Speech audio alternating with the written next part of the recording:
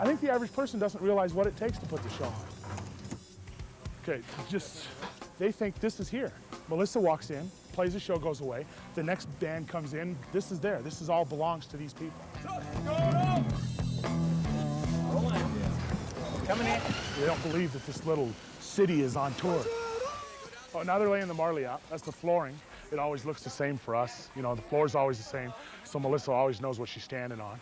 We always put a song list up there. Sometimes it changes during the day, sometimes it don't. Yes. Well, I'm the stage manager and lead truck driver.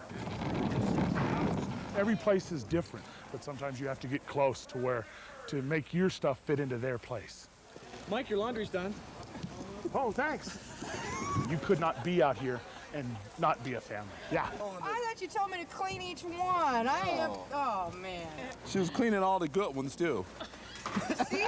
Amber, what color's that? I'm blind now.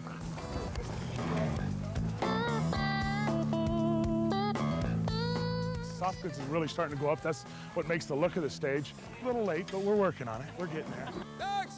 My name's Scott, or Doghouse, some might call me. Dogs! Yes, sir. I do lights. It's a great job. I can't do anything else. Mrs. Up, you're still on Mike's head. There you go. He looks like Jesus. We draw drumsticks for who does the last truss. And we have a loser. Baby. It is actually fun, but you gotta make it fun because it's exactly the same for a year or so. 12 guys in a bus, you know. I don't want to talk about that anymore. This is irritating to everybody. I love doing it. It's pretty amazing. I'd never really thought of this part of, you know, putting my show on is all the people that it takes every single day for me to just get up on stage and do what I love to do.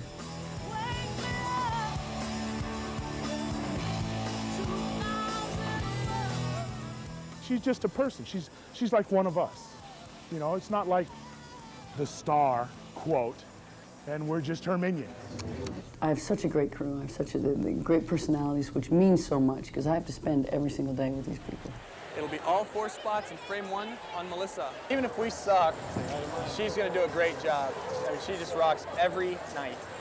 Okay, where are they? Well, the opportunity to play to a lot of people, that exchange of energy is the whole reason I do what I do. Here we go. The more that we're not seen, the better the show is. Everything goes off and nobody sees us in the background. That's the way it should be.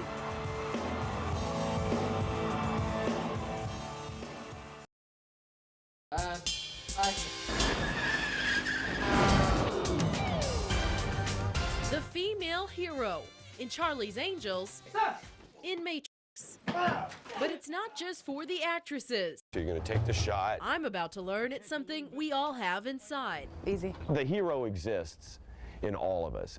That larger-than-life character exists within all of us. And it's just the opportunity to be able to express it. Oh! Today's opportunity to express it comes at Rawhide, where the stunts fly all day long. This is where the illusion comes in. Our stunt coordinator is here to show me how it's done. So go ahead and aim right there.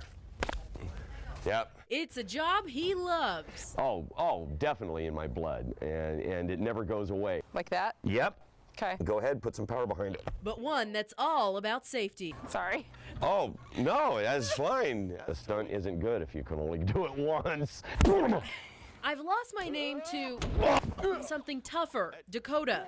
But one problem, I can't seem to lose my smile. She's going, I'm learning new stuff. I'm beating up the guys. Okay, I won't smile. So you get the bad gal hat. I've traded my clothes for something more authentic and... Well, it's showtime! Ready or not, it's showtime. You think you can kiss me? No!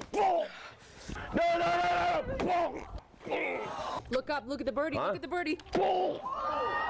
A few scenes later, and the show's already over. Arizona Rangers! I'll admit, it's not something any of us get to do every day, but it's the hero we all have inside. You get to finally get the opportunity to tap in to the part of you that's always been there that has never been able to be expressed. Katie Rambo from ABC News! Nickel Ford on B, please.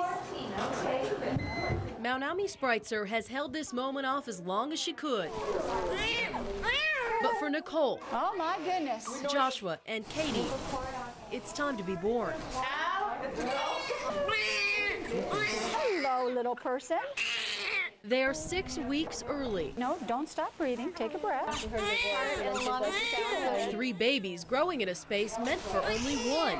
Notice as he was retracting there, he didn't seem to be moving a whole lot of air real well. There's concern something could go wrong, and that's why a Phoenix Children's neonatal intensive care team has been called in. Okay, big boy. My name's Shelley. I'm one of the neonatal nurse practitioners. And you've got some awesome looking kids. Great, thank you. Does she have a name? While the girls look great, See, isn't looking too good? No, right at the moment. Okay. Josh is having a hard time breathing. Let's get open. That's better. But the medical team quickly helps him to breathe. They've seen babies born earlier, smaller, and in worse shape. Here we are. Oh, now what kind of cry is that? A pouty face. Babies who enter the neonatal intensive care unit, or NICU, can be as small as 2 pounds. Some have been in utero for as little as 6 months. Often, they're close to death. There's an eye. Gunnar Luke was just such a baby. He had a virus that attacked his liver and his kidneys, his heart, and his lungs. He just was this huge, bloated, extra fluid. His abdomen was super enlarged. His skin was transparent.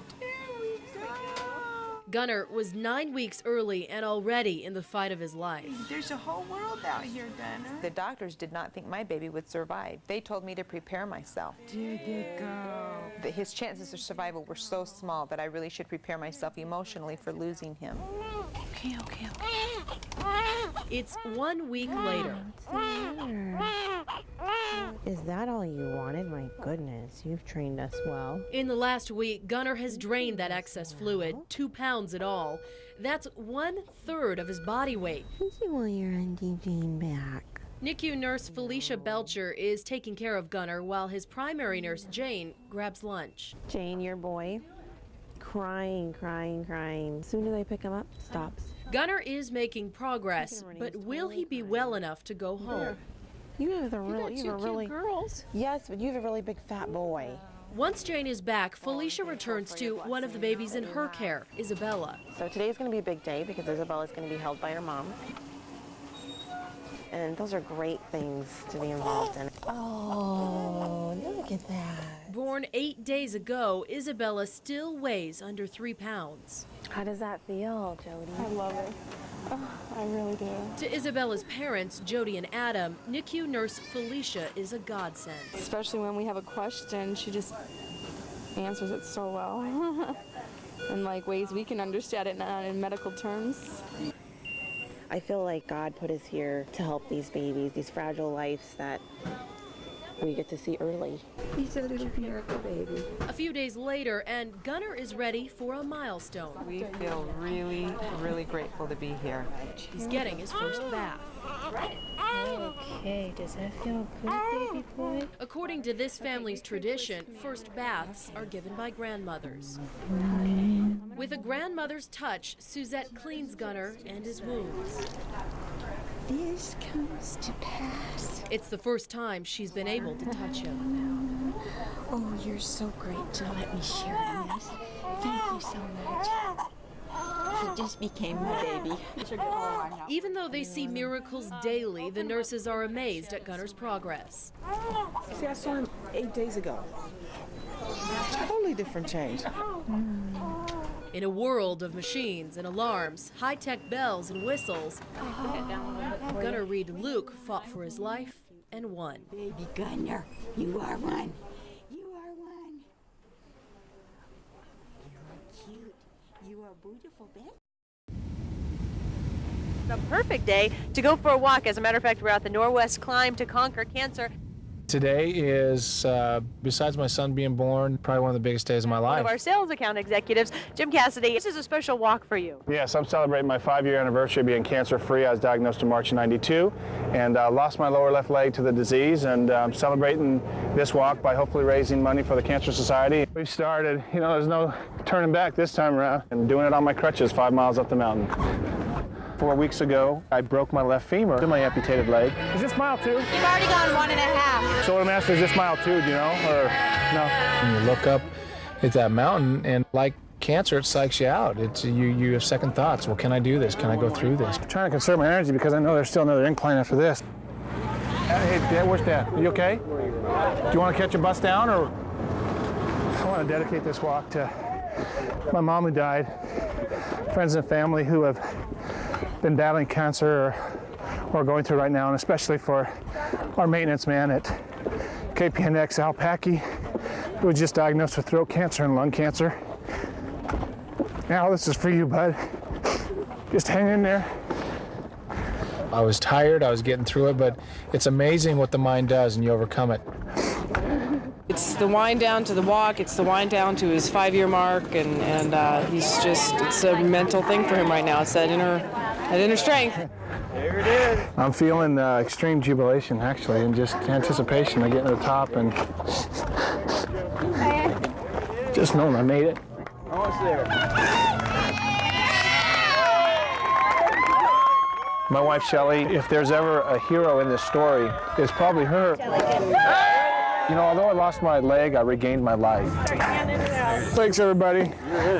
You guys are the best. I'm here. I'm alive, and there's not a better feeling in the world. Yeah, baby! I just won the Super Bowl.